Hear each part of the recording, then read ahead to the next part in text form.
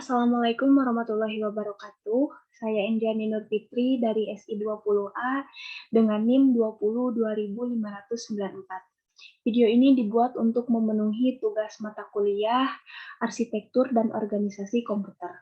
Baik, di sini saya akan langsung melakukan share screen.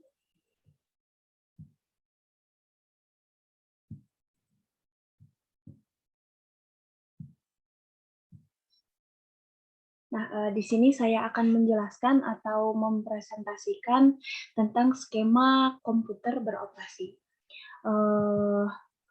Sebelum kita masuk ke materi, kita kenalan dulu ya, apa sih itu skema komputer beroperasi?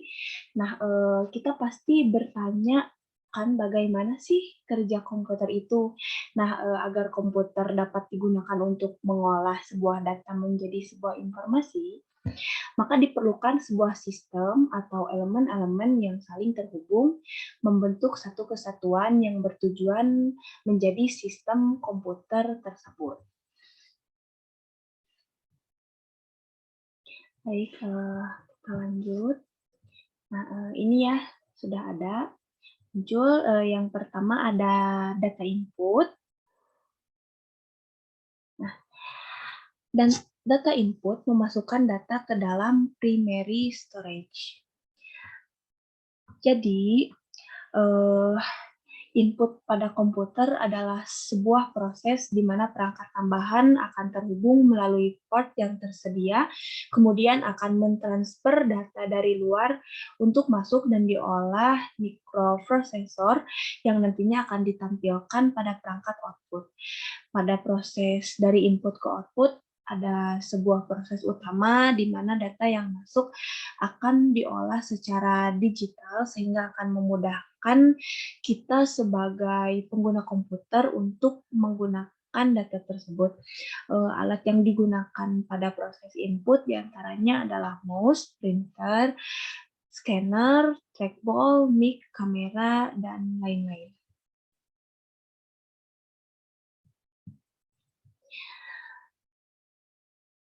Nah, kemudian di sini ada Central Processor Unit atau CPU. Nah, di sini Central Processing Unit atau CPU yang mengendalikan semua sistem komputer yang lain dan mengubah input menjadi output. Nah, Central Processing Unit ini merupakan salah satu dari perangkat keras komputer yang memiliki tugas untuk menerima dan menjalankan perintah sebagai perangkat lunak, sehingga CPU sering disebut sebagai prosesor dengan kualitas teknologi CPU yang akan digunakan. Dan CPU tersendiri itu mendukung pemrosesan data dengan melakukan fungsi mengambil, mengkode, dan mengeksekusi pada instruksi yang diprogram. Dan secara bersamaan, fungsi-fungsi ini sering disebut sebagai siklus instruksi. Selain fungsi siklus instruksi, CPU melakukan fungsi mengambil dan menulis data. Nah, kemudian di sini ada control unit. Nah, control unit atau unit pengendali yaitu membuat semua unit bekerja sama sebagai suatu sistem.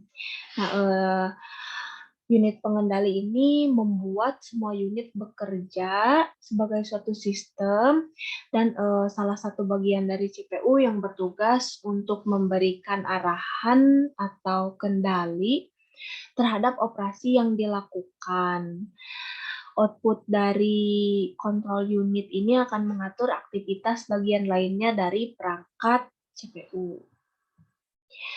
Kemudian di sini ada primary storage. Nah, primary storage atau penyimpanan primer berisi data yang sedang diolah dan diprogram.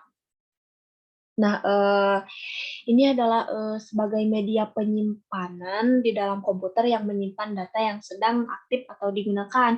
Tujuannya untuk lebih mempercepat dapat akses ke data tersebut karena kecepatan primary storage lebih baik daripada secondary storage.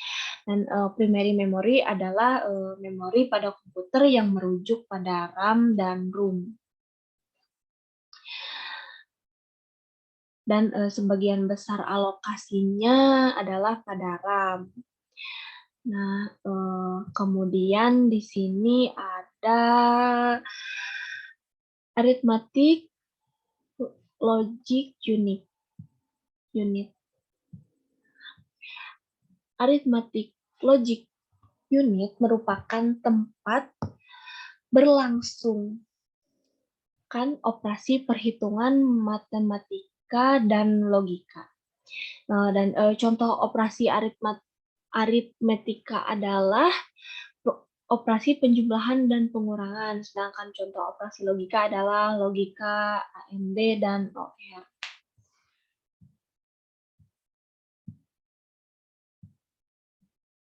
Nah, kemudian di sini ada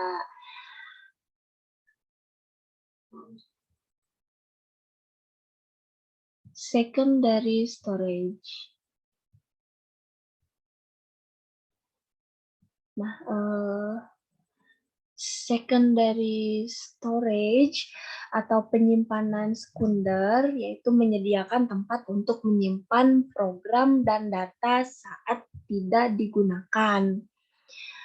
Secondary storage ini adalah sebuah media penyimpanan data secara permanen yang disimpan untuk melayani pemrosesan data yang dilakukan oleh CPU dan menyediakan tempat untuk menyimpan program dan data saat tidak digunakan.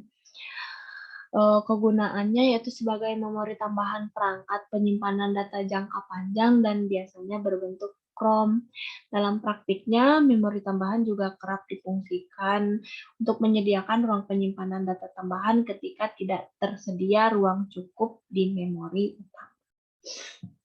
Kemudian ada data output. Nah, data output ini mencatat hasil pengolahan. Data output tersendiri itu adalah di mana perangkat output akan menampilkan data yang telah diolah secara digital oleh mikroprosesor dan data tersebut diambil dari perangkat input yang pertama mengambil data.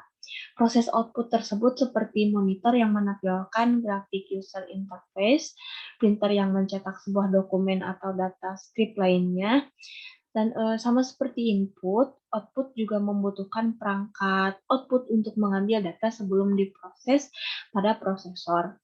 Perangkat output berguna untuk menampilkan data ke pengguna yang berupa tampilan gambar, suara, dan maupun hasil cetakan dokumen. Perangkat untuk menampilkan data tersebut itu antara lain seperti monitor, speaker, printer, dan lain sebagainya.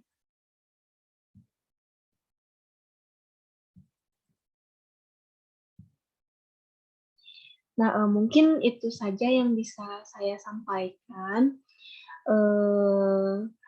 Kurangnya mohon dimaafkan. Sekian, terima kasih. Wassalamualaikum warahmatullahi wabarakatuh.